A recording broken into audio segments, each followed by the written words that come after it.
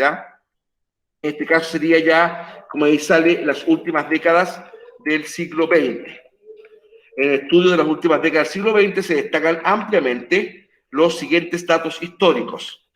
Primero, última etapa de la Guerra Fría, fin del mundo bipolar, reunificación de Alemania, la revolución informática y el inicio de la globalización. Este último tema, de anticipo que lo vamos a ver de forma bastante más profunda en la clase siguiente, ¿ya? Aquí nos vamos a plantear la unificación alemana, el fin del mundo bipolar, ¿verdad? Por ende, el inicio del mundo unipolar, la revolución informática, todo eso, en aras del término del siglo XX. El siglo XX. El siglo XX fue un siglo extremadamente importante en materia de historia universal contemporánea, muchachos. Extremadamente importante. Y esa importancia se debe al hecho, ¿verdad?, que el mundo ya nunca más fue igual después de la Segunda Guerra Mundial. Nunca más fue el mismo después de la llegada del hombre a la luna, después de la masificación del Internet, que para mí es más importante que lo anterior, ¿verdad? Claro, porque cambió la vida, la forma de vivir, la forma de expresarnos, de comunicarnos, de interactuar, cambia, ¿cierto? A muchos de ustedes no le ha tocado en cualquier parte de la trinchera siempre se tiene una discusión del uso del celular, ¿verdad? Mientras uno está almorzando, cenando, ¿verdad? Bueno, algunos quitándolo y otros tratando de usarlo igual. Bueno, un botón de muestra, por ejemplo, ¿ya? Como espacios, ¿verdad?, han sido, por así decirlo, complementados, a veces para bien, a veces para muy mal, lo digo, ¿ya? Por a veces el tema tecnológico, por ejemplo. Pero independiente del juicio crítico que uno tenga de eso, ¿qué nos queda? Que la vida es otra, que la vida es diferente, ¿ya? Bueno, la última etapa de la Guerra Fría.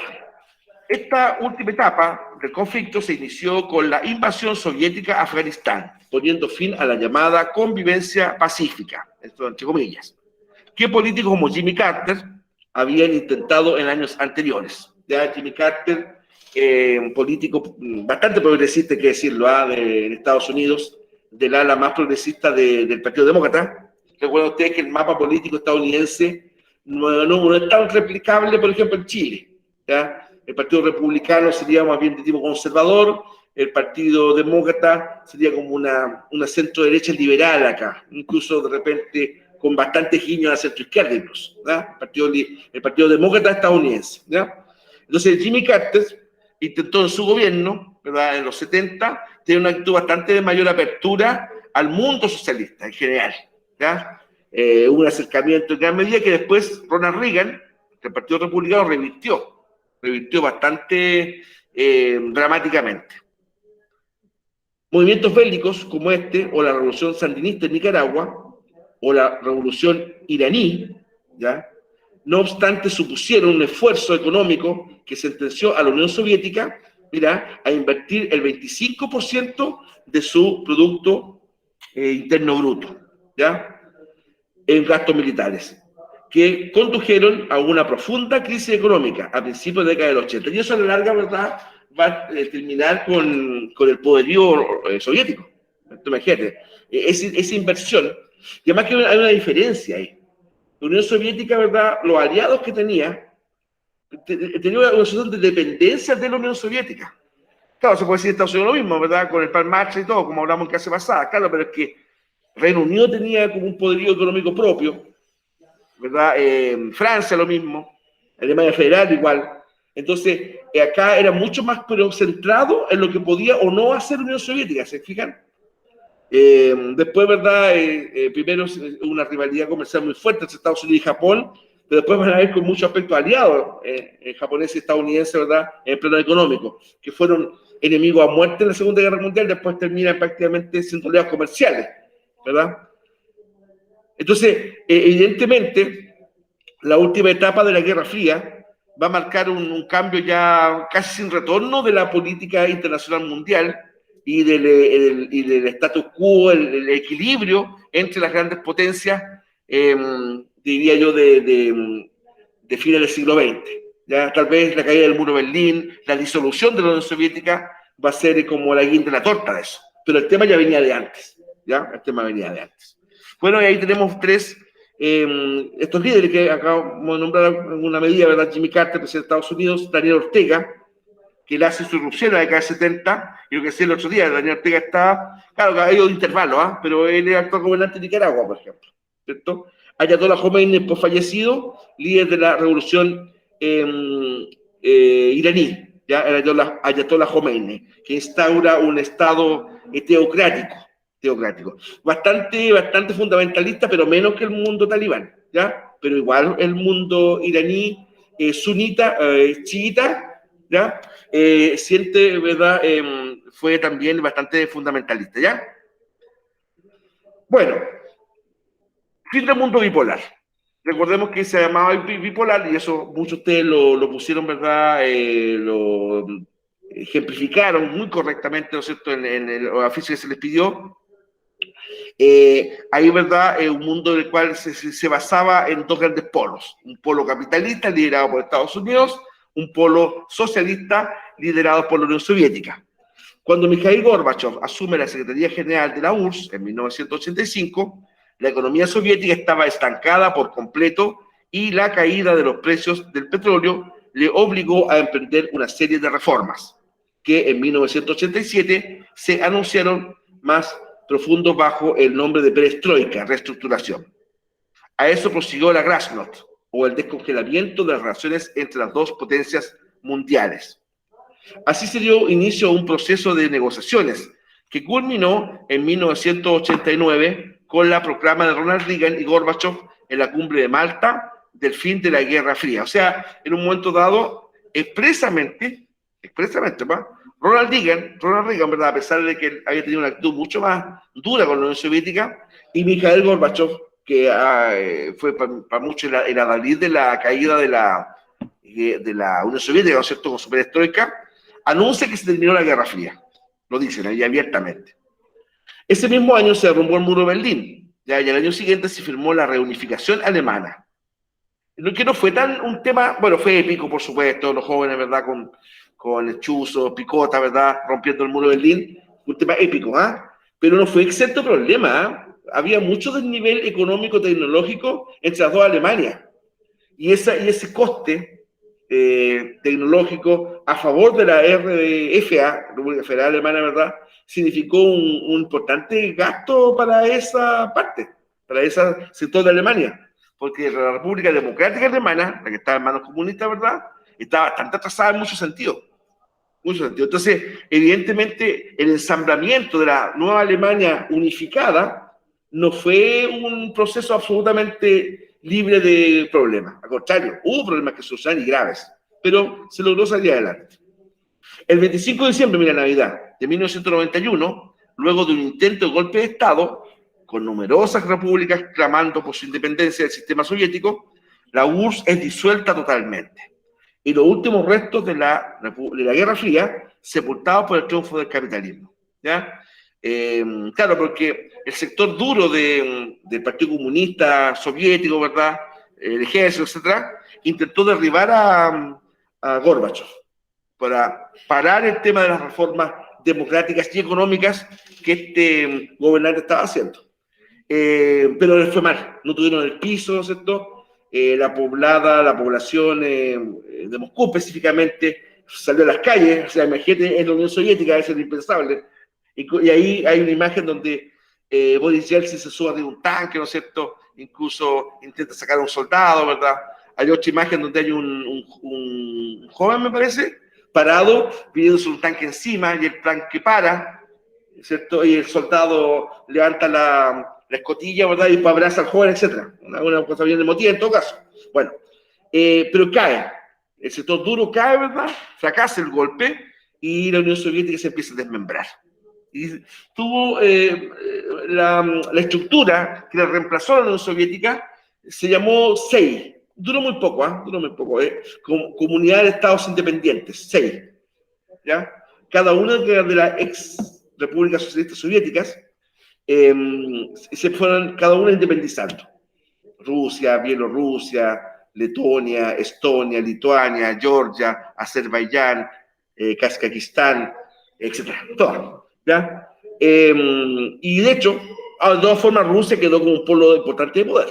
¿ya? Piensen ustedes que la Unión Soviética, cuando era tal, llegó a tener 22 millones de kilómetros cuadrados, y de esos, Rusia solamente eran 16. O sea, de todas formas, Rusia es un tremendo país.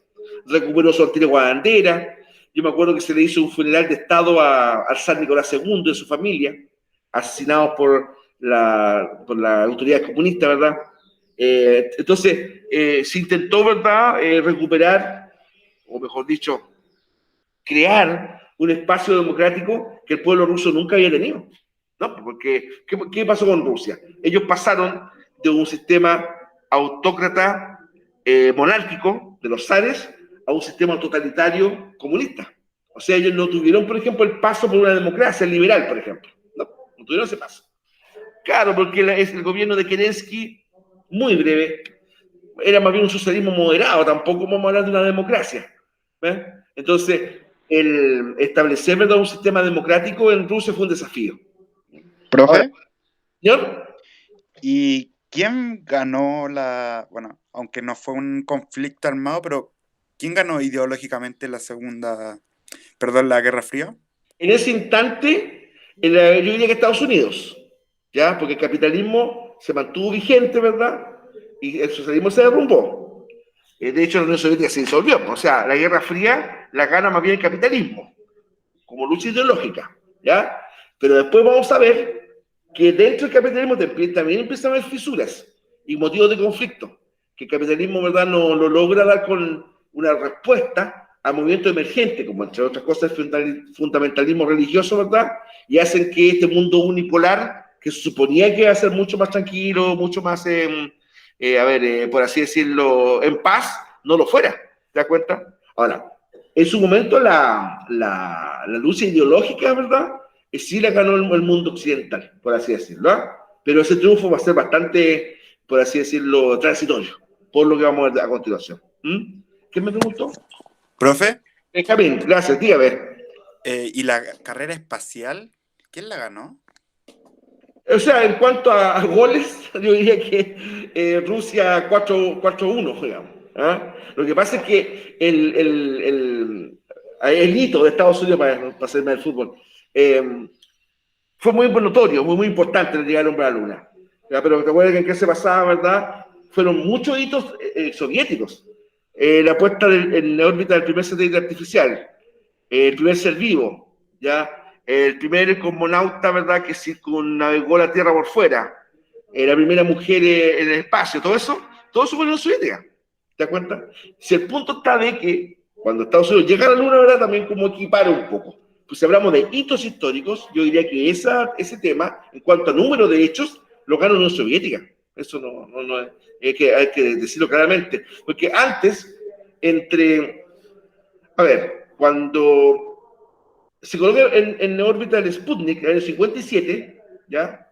Después, ¿verdad? Ahí Estados Unidos colocó también un vehículo espacial, el Voyager, ¿ya? Pero ahí que Estados Unidos quedó en eso. Después se quedó en los laureles. ¿Te das cuenta? Entonces, yo diría que ahí fue más bien la Unión Soviética, sí, ciertamente. Ahora, a lo mejor lo que deja que sea para ambos, para ambos, tanto Unión Soviética como Estados Unidos, es que la repercusión político, científico, económico de eso es relativa. Yo diría, por ejemplo, que los satélites artificiales, la temática de las comunicaciones, no sé, pues la telefonía, el satélite, por ejemplo, el satélite que tiene que ver con la meteorología, ya es un aporte. Pero otros elementos no se advierten, incluso dentro de Estados Unidos hubo protestas, no sé si decir tal cual, o manifestaciones por último, a la cantidad de dólares que literalmente se mandaban al espacio. ¿Ves?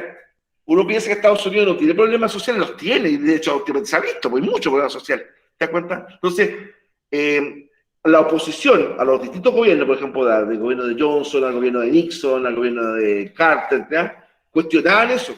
¿Cómo estamos financiando un programa espacial carísimo, millones y millones de dólares, ¿verdad?, lanzando plata como ya al espacio, sin tenernos, ¿verdad?, una utilidad práctica que abordar. ¿Verdad? Entonces, ahora, eso es válido, ese argumento es válido para todo tipo de programas de defensa, por ejemplo. En todos los países, ¿verdad?, se cuestiona ese tema. En nuestro país también. Pero el Estado de Chile ha ido modificando un poco eso, ¿ah? Hoy día un ejército tan nutrido, con tantas tropas como tuvimos en un momento dado, se ha ido como más bien profesionalizando y achicando, modernizando, en pros, supuestamente, eso se espera, ¿verdad?, de más presencia en lo social. Eso te puedo decir, gracias por el aporte, pues, muchas gracias, de verdad. Vamos a hablar de la reunificación alemana. El término reunificación alemana se refiere a los cambios políticos sociales acontecidos durante 1989 y 90 en Alemania, que concluyeron en la adhesión de la antigua República Democrática Alemana, RDA, bajo la jurisdicción de la República Federal de Alemania, RFA. El proceso dio como resultado una sola Alemania. ¿Ya? Ahí tenemos en azul, ¿verdad?, la República Federal Alemana, y en rojo la República Democrática Alemana. Helmut Kohl, el canciller, ¿no es cierto?, de la Alemania Occidental, ¿verdad?, y Erich Honecker, líder de la Alemania Oriental, de gobierno comunista. Las reformas políticas y económicas impulsadas por el presidente de la Unión Soviética, Mikhail Gorbachev, y la transición democrática en otros países de Europa Oriental tuvieron como consecuencia indirecta el éxodo migratorio hacia la República Federal Alemana a través de Checoslovaquia y Hungría, y la posterior inestabilidad social en la República Democrática Alemana. ¿Ya? Estos eventos forzaron la dimisión del Politburó del Partido Socialista Unificado de Alemania, ¿ya?, en la sigla en alemán SED, que luego fue ilegalizado. Miren, también propiciaron la apertura de las fronteras entre las Alemanias. En ese tiempo todavía se debía hablar en plural. Lo que desencadenó la caída del muro de Berlín, ¿ya?, el 9 de noviembre de 1989. Fue de verdad histórico, ¿eh? De verdad, uno como que no la creía, ¿no es cierto? ¿Cuántas generaciones, verdad? El muro de Berlín era un ícono. La separación, ¿no es cierto?, Occidente, entre capitalismo y comunismo, etc.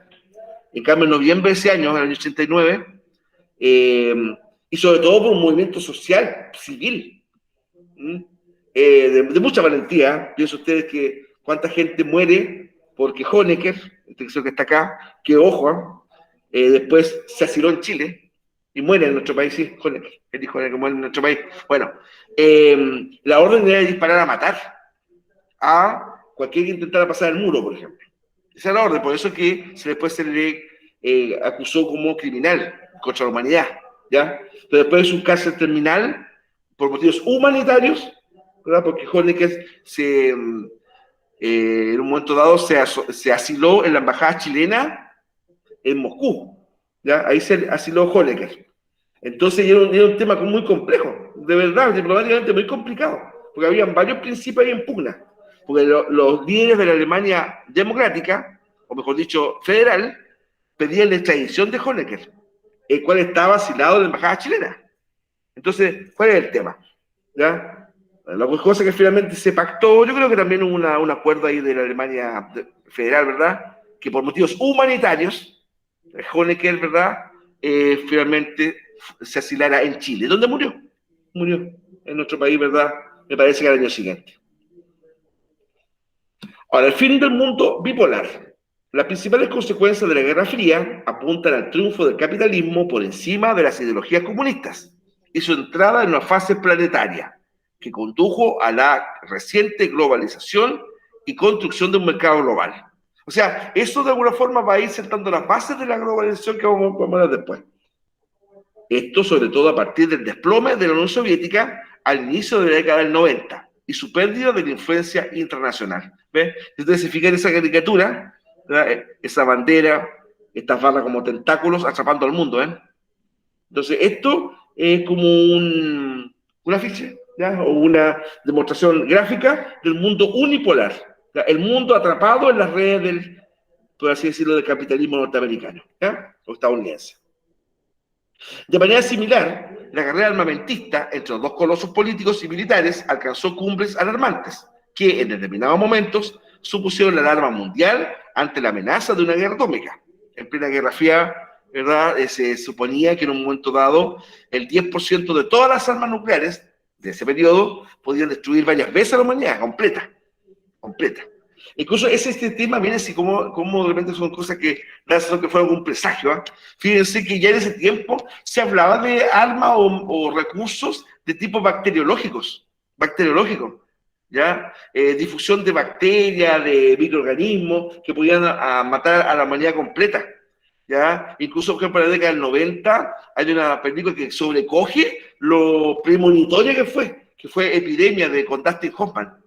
Me parece que está en Netflix si la quieren ver. Epidemia con Dustin Hoffman. Francisco, hay escenas que es como estar viendo la noticia del COVID. Y estoy hablando de década del 90, te la recomiendo. Epidemia con Dustin Hoffman. ¿Ya? Y bueno, o sea, había todo ese tema, armas químicas, por ejemplo, la cual en nuestro país, con Fama y con Carlos Cardón, en verdad, tuvo un mercado de armas químicas. Entonces, era un momento que se vivió mucha angustia. ¿Ya? Yo que hablaba el día del concepto de apretar el botón, ¿verdad? Apretar el botón no era otra cosa que en el fondo poner en marcha los misiles. ¿Cómo se llama la película? Epidemia con Dustin Hoffman. ¿Ya? Supuestamente ahí el tema, porque es ficción, por supuesto, pero un simio, ¿verdad?, de África, infecta a unos militares. Y después ese bonito llega a Estados Unidos, ¿verdad?, y deja la crema. Y ahí fue que muestran cuarentenas, militares en las calles con escafandra. Oye, si de verdad, es como ver las noticias del COVID. Bueno, paradójicamente, esta escalada tecnológica, empujada por la competitividad en los campos de ingeniería y la propaganda, se tradujo en logros inéditos para la humanidad, como la incursión en el espacio, la llegada a la Luna, el desarrollo de la Internet y la firma de tratados políticos regionales aún en rigor, como la OTAN. ¿Ya? Entonces, en la Guerra Fría, a pesar de verdad que toda esta tecnología, ¿verdad?, se desarrolla en fines bélicos, pero pasado ese proceso, muchos de estos elementos, ¿verdad?, se aprovecharon el tiempo de paz. Y de hecho, el Internet es sabido hoy día que nace en el mundo militar.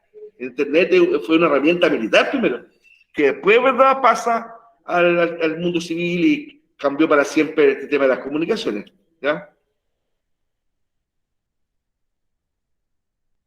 Fin del mundo bipolar. Otra consecuencia importante tiene que ver con la cantidad enorme de conflictos regionales que la Guerra Fría propició y cuyo costo económico y en vidas humanas resultaba incalculable. Prácticamente ningún rincón de la Tierra fue inmune al programa bipolar en que se organizó el mundo durante la segunda mitad del siglo XX. Algunos de estos conflictos, como la Guerra de Vietnam, tuvieron a su vez consecuencias importantes en la política estadounidense y son aún recordados por el cine y la literatura como un evento traumático en esa cultura. ¿Ya?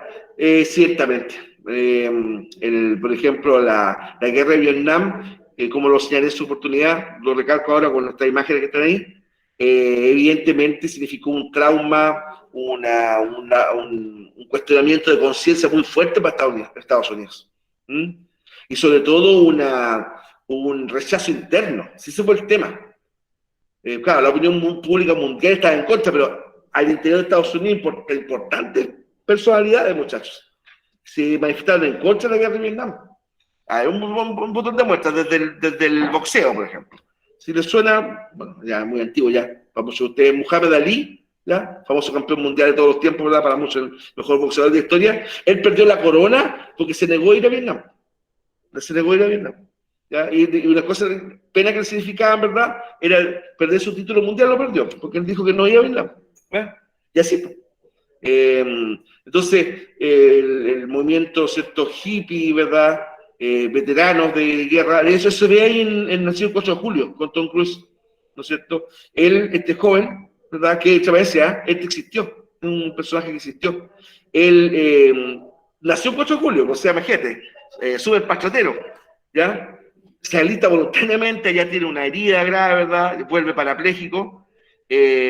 También todavía imbuido en el tema y después se va a vuelta la chaqueta pero con ganas, pero no en el sentido como Aticio, ¿eh? No, en el sentido que cambia evidentemente la convicción. Y él, a pesar de que era parapléjico, ¿verdad?, participa en protestas contra la guerra de Vietnam. Incluso por ahí hasta lo apalearon al personaje real, ¿eh?, protagonizado por Tom Cruise. Entonces, acá, por ejemplo, Full Metal Jacket, Nacido para Matar, de Stanley Kubrick, muestran, por ejemplo, la formación absolutamente inhumana de los grupos militares que iban a Vietnam. Hacerlos duros, insensibles. No quiero contar la película, pero de hecho ahí se ve el suicidio de uno de los reclutas, ¿verdad? Agobiado por ¿cuánto se llama? Por esa tan inhumana formación, ¿te das cuenta? Entonces, fue un tema que ha sido revisado por la propia literatura y cinematografía estadounidense. Sí, estos películas son gringas también. ¿Ah? Es muy buena esa película. Muy buena, buenísima. Te deja metido así en el asunto. Sí. ¿Ah? En Pelotón hay una escena, bueno, atrás, el Pelotón. Se me llama, ¿por qué voy a llegar a ese hombre que está así con los brazos al cielo? Hay una parte donde llegan, ¿no es cierto?, los estadounidenses a una aldea, donde había estado el Vietcong, y a varios de ellos, pero sobre ya exasperados por el tema, empiezan a maltratar y incluso después a matar a habitantes vietnamitas del sur, a los cuales se suponía que ellos iban a ayudar, a liberar. Porque para ellos, por ejemplo, un estadounidense veía solamente vietnamita, ¿no? Fernando sube en el norte, ¿qué cosa? Ya, entonces, y esa escena es cuando desde lo alto helicópteros estadounidenses empiezan a disparar, a arrasar. Y eso pasó muchas veces en la guerra, fíjate, no se dan cuenta que le están disparando a las tropas de ellos mismos. Y dejan la embarradita en sus propios soldados. Aquí, este es Willem Dafoe, el actor Willem Dafoe. Tratando de hacerse entender por los helicópteros estadounidenses, y lamentablemente no le va bien y muere. A manos de sus propios compañeros que no lo vieron, que era él. Bueno, véanla, véanse muchos de estos proyectos, están en Netflix como clásicos, ¿verdad? Y muy buenas, muy buenas. Bueno, la revolución informática. La revolución informática es un periodo de avances tecnológicos que abarca desde mediados del siglo XX hasta la actualidad. La revolución informática está ahora en el punto donde estaba la revolución industrial en la década de 1920. Se deduce que la máquina de vapor fue para la primera revolución industrial lo que la computadora ha sido para la revolución informática, es decir, el detonante y símbolo del periodo. Hoy en día, todo el mundo cree que no hay nada en la historia económica que haya progresado de manera más rápida y que haya tenido un mayor impacto que la revolución informática. ¿Ya? Lo que hemos hablado, el orden de cosas cambia, evidentemente, con el desarrollo de la informática. Hoy día no somos, ni podemos volver a ser lo que fuimos antes del uso masivo de Internet, por ejemplo. Muchas cosas ya no se consiguen sin Internet, al punto cuando de repente tenemos, no sé, alguna falla en la señal o en el audio, producto de Internet, nos insegurizamos, porque en muchos aspectos, por ejemplo, dependemos de eso. Lo que usted me está acusando de instante, por ejemplo. ¿Qué pasará, por ejemplo, que nuestra señal se fue, como no ha pasado, ¿verdad? Una casa se interrumpiría y esto no ocurriría, no hubiese ocurrido hace 40 años atrás. Independiente de la pandemia, independiente de eso. Chicos en la sala, ¿verdad? En donde a lo mejor podía haber otro tipo de problemáticas. Un tema telúrico, algo de otra índole, más bien personal, grupal. En cambio, aquí basta que la intensidad de la señal baje, empiece mi voz a entrecortarse cuando habría en usted incomodidad, que no se está recibiendo el mensaje. ¿Ven? Y a veces, valga la mención, digamos, lo digo ustedes, pero con la sobrereacción que eso implica en mucha gente. ¿Ya? Y yo me he fijado, por ejemplo, que de repente se ha caído WhatsApp a nivel mundial y caídas chicas, a veces caídas grandes, pero generalmente chicas, y todos colocando qué pasó con WhatsApp, o sea, como que con la crema porque se cayó el WhatsApp. ¿Ven? Entonces, ¿qué te demuestra eso? Que nuestra vida es como completamente dependiente de esto. O el grado, por ejemplo, de impacto de nuestras publicaciones, por ejemplo. Como que uno no puede exteriorizar nada de sí mismo porque la repercusión que esto pueda o no tener. ¿Ves? Y eso no es, no tiene sentido sino en la lógica de las redes sociales. ¿Ves? Ya ha habido muchos ejemplos, tanto de famosos como no de famosos, de lo que estoy diciendo. Entonces, la vida es otra. Para bien o para mal, la vida es otra. Bueno, hoy en día, se deduce que la primera máquina de vapor fue la primera revolución industrial, lo que la computadora ha sido para la segunda revolución industrial, ya la informática. Es el detonante símbolo del periodo. Hoy en día, todo el mundo cree que no hay nada en la historia económica que haya progresado de manera más rápida y que haya tenido un mayor impacto que la revolución informática. ¿ya? La revolución informática, así como la revolución industrial, ha cambiado todos los aspectos de la vida diaria, ¿ya? Y hoy no se puede imaginar la vida porque se hace sin tecnología. La revolución informática empezó con la invención del televisor y del teléfono, ¿ya? Uno de los grandes impactos causados por la revolución tecnológica es que revolucionó la vida diaria y el mercado laboral, haciendo las cosas sumamente más fáciles. Sí, es verdad, ¿verdad? Instancia, por ejemplo, pero que a usted le implica hacer un deber escolar, por ejemplo, con un buen internet. Te puedo decir, sí, pero es que yo dependo de eso, correcto. Y la pandemia lo desnudó, ¿verdad? Este tema de la inequidad en cuanto al acceso a la señal, perfecto. Pero si se tiene, obviamente existen facilidades. Entonces, bueno, ahí estará, ¿verdad? Entonces uno dirá, ¿cuál entonces es el medio del ser humano? Bueno, en la utilización correcta del medio, ¿verdad? En aras de un conocimiento, no solamente una repetición. Pero que es más fácil, es evidente. Bueno, Internet es un neologismo del inglés, que significa red informática descentralizada y de alcance global.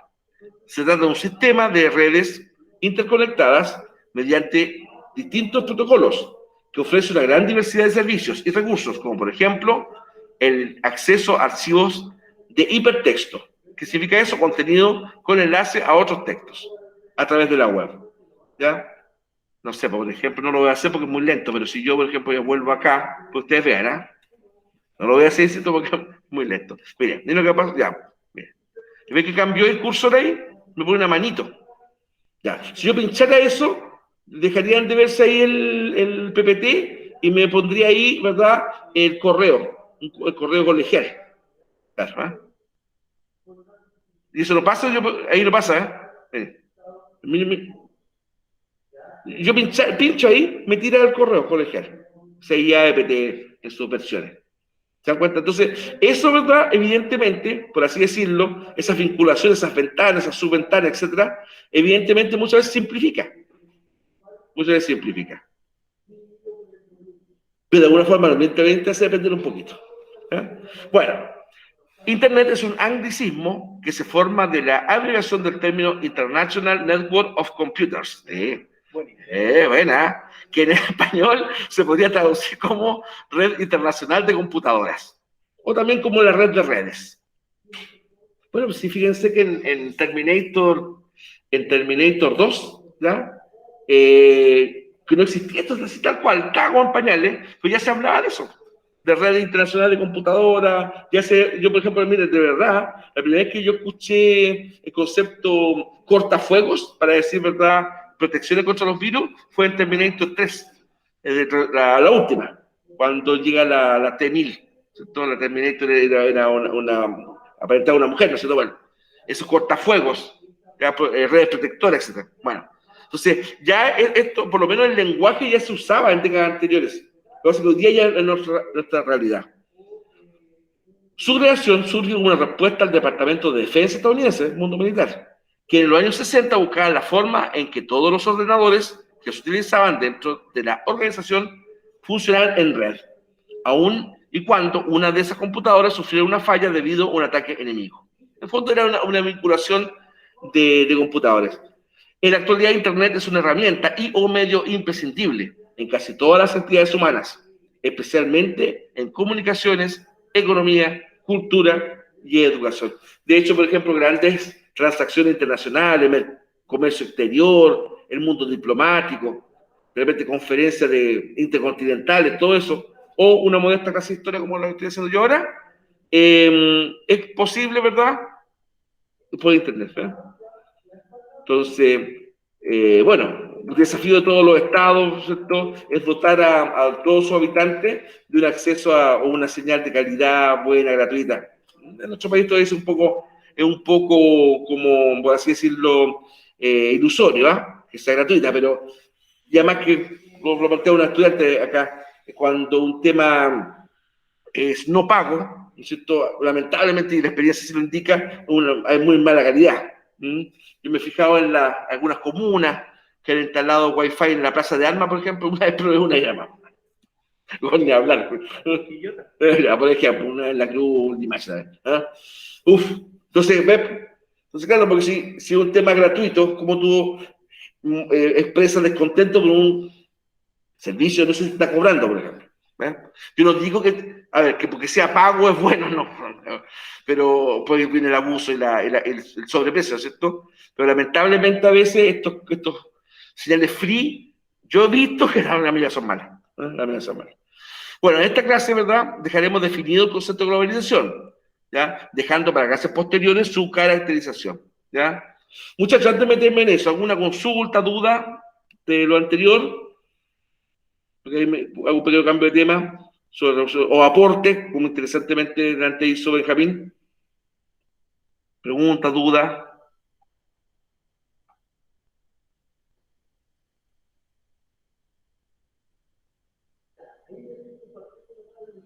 ¿Algún, por ejemplo, elemento no tan bueno de este tema, del uso de estas cosas? Pueden decir que no, igual en el chat. Claro. ¿Por qué de repente, por ejemplo, el uso de esta tecnología, de estas redes, por ejemplo, puede ser negativo, por ejemplo? Profe, ¿Sí? ¿y cuál es la... creo que me retrasé un poco el tema, pero no importa. ¿Cuál es la revolución industrial que son como de los robots y todo eso? Que son cosas ya más automáticas. No, pues eso sería ya una revolución de tipo robótica y tecnología actual, pues. ¿Ya? ¿Ya estamos en Entonces, esa época? claro, claro. Y eso incluso lleva años, Benjamín. Ya, Benjamín lleva años eso, si no es tan reciente. Ese tema, por ejemplo, del uso de robots, de confianza, por ejemplo, no sé si es doméstico, pero por ejemplo cotidiano, no es un tema tan reciente. ¿Ya? Mira, siempre doy ejemplos medio burdos, pero bueno, me sirven. En Rocky, donde muere el Apolo 4, hay una parodia de un robot que hacía eso. ¿No? Imagínate, eso es década del 90. No me en Rocky 4, donde muere Apolo Creed. ¿Ya? Para el cumpleaños de Polly, Rocky le regala un robot. Claro, es una parodia, pero entonces se estaba parodiando eso que existía por lo menos el concepto. ¿Ya? Bueno, ni hablar de la película, otra película más, Yo Robot, ¿ya? Con Bruce Willis, muy buena esa película, porque va mucho más allá de los efectos, que son muy buenos muchas veces. Como un momento dado, la inteligencia artificial amenaza al ser humano. ¿Ya? Claro, pues eso viene ahí, pues. Se rebelan contra el tema entre las tres leyes. Se las recomiendo, Yo Robot. Entonces, efectivamente son revoluciones que de cuando en cuando, por ejemplo, la revolución del neolítico, cuando pasamos de la recolección y la caza a la agricultura, la revolución industrial, el tema de la máquina de vapor, el tema de la, no sé, pues de la carrera espacial, el tema de la informática, de la robótica. ¿Ves? Entonces, ¿por qué se le antepone revolución? Porque es un cambio violento, entendiendo por violento brusco. Un cambio violento o brusco. Bueno, la revolución es un proceso económico, tecnológico, político, social, cultural, que llega como María un poco, miren, proceso económico, tecnológico, político, social y cultural, ya a gran escala, que consiste en la creciente comunicación e interdependencia de los distintos países del mundo uniendo sus mercados sociales a través de una serie de transformaciones sociales, políticas que les brindan un carácter global. Es decir, en el fondo, la globalización es una cultura planetaria, muchachos, una cultura planetaria. Como que, ahora, si el tema está, como vamos a ver nosotros fundamentalmente en la próxima clase, es una cultura impuesta en el fondo por las culturas dominantes. Por eso que las minorías étnicas, por ejemplo, estamos pensando en los pueblos originarios, el proceso de globalización evidentemente es una amenaza y se siente como una amenaza. Maestro. Janet dice un aspecto negativo, yo creo que lo está escribiendo. Sí, perfecto. De la revolución informática es que nos volvemos dependientes cada vez más de ello y las generaciones nuevas no saben hacer algunos procesos que se simplifican con la tecnología y cuando esta falla causa un poco de bloqueo mental para poder buscar distintas soluciones. Ya se y ahí está implícitamente el tema de la frustración. Pues. Sí. Claro. ¿Ya? Como que, por ejemplo, como este tema del internet y todos estos dispositivos nos permite la inmediatez.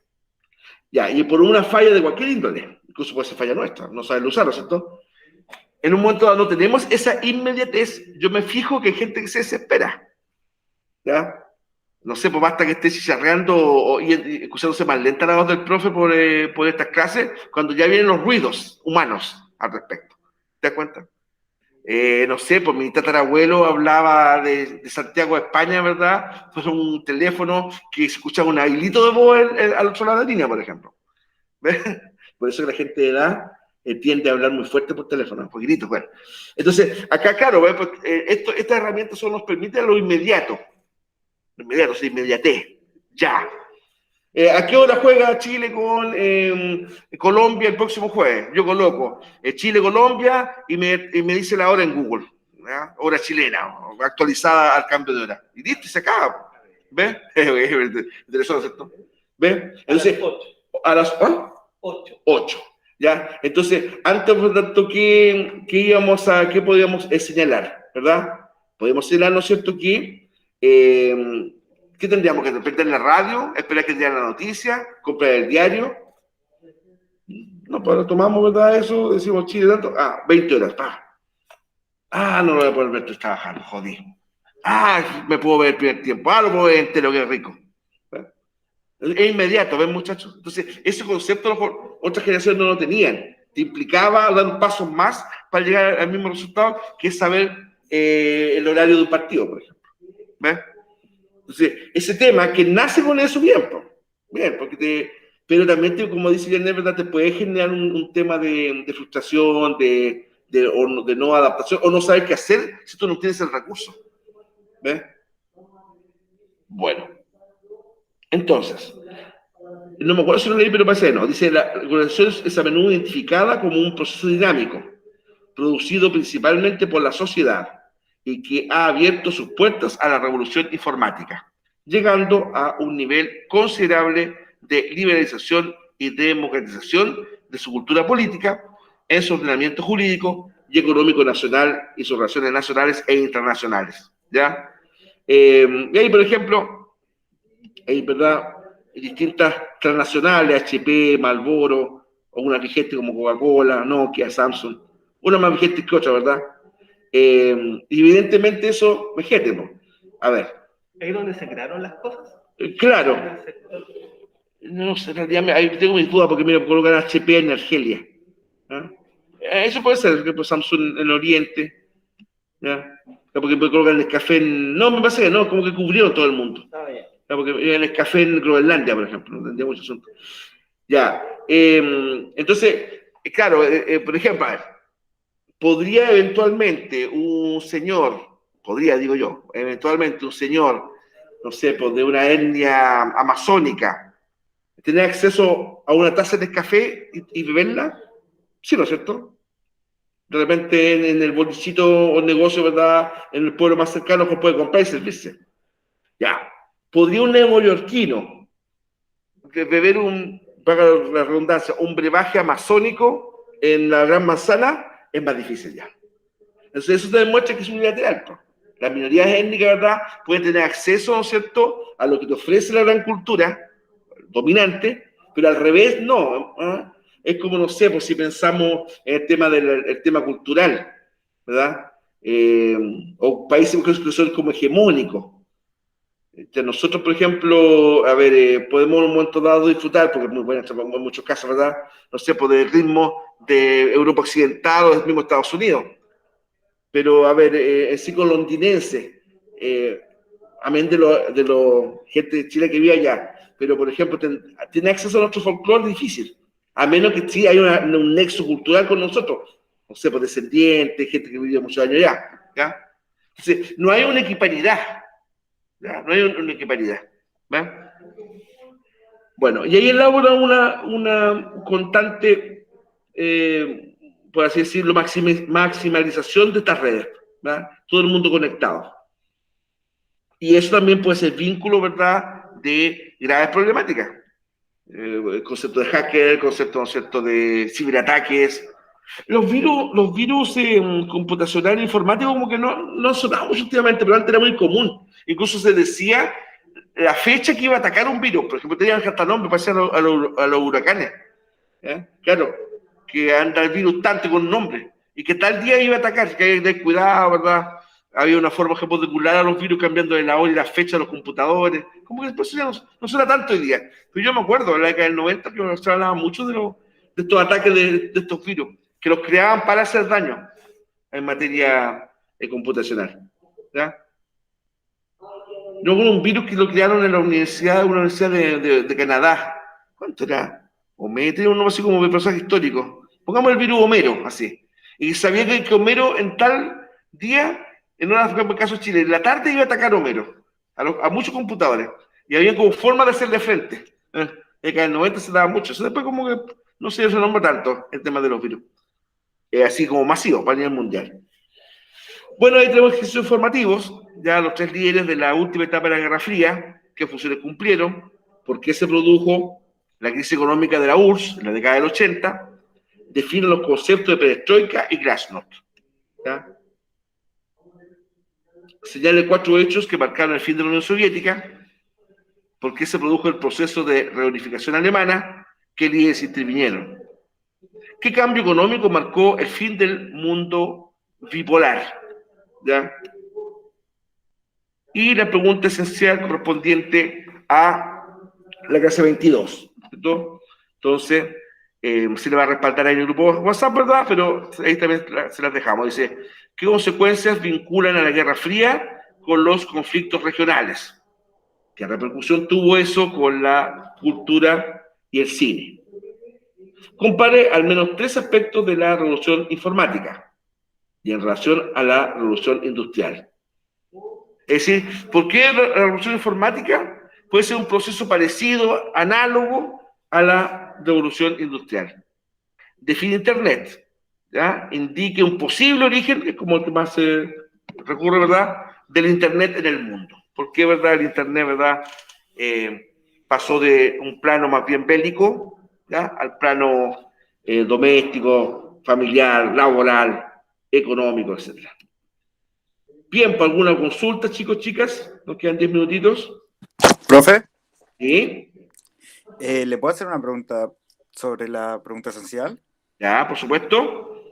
La Unión Soviética se derrumbó por la alza de su moneda, ¿no? Fundamentalmente ahí, claro, o sea, uno de los hechos, ¿verdad?, que hay una gran inflación en torno a la Unión Soviética, producto de que la moneda se empezó a desvalorizar, ¿ya? O sea, el poder adquisitivo de la moneda estadounidense, Unión Soviética, ¿verdad?, bajó. Y entre las cosas que provocaron eso, ¿verdad? Yo lo digo abiertamente, si no es que esté sobrando la respuesta, sino que ustedes lo sopesen, es que la Unión Soviética tuvo que hacer un tremendo aporte monetario a otros países, ¿ya? Lo cual hubo grandes reservas monetarias de la Unión Soviética que las gastó. Increíble, a pesar de una sola potencia.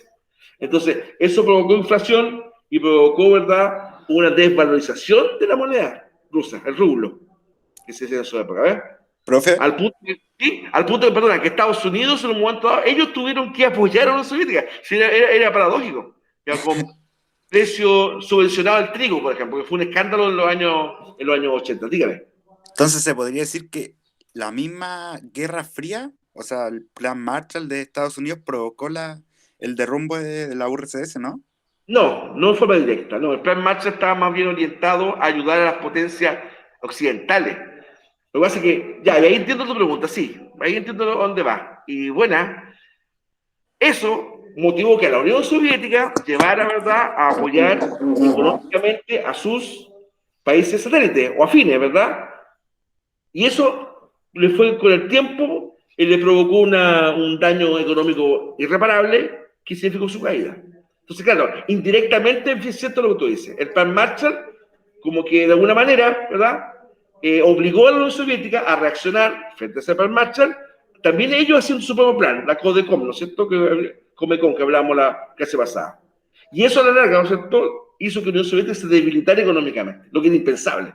Piensa tú que la Unión Soviética es como un mundo entero, ¿ya? Es un macro país, se suponía con reservas inagotables, para que después estuviera pasando ellos por un tema de problema. Ahora, una cosa, el ser, ¿no es cierto?, una superpotencia, como pasó con Estados Unidos también, ¿verdad?, aunque en menor medida, pero también China en su momento dado, no lo libra ni lo inmuniza con respecto a tener problemas económicos. El grave problema de Estados Unidos, ¿cuál fue? El tema migratorio, ¿verdad? Y antes, la crisis del 29, la especulación.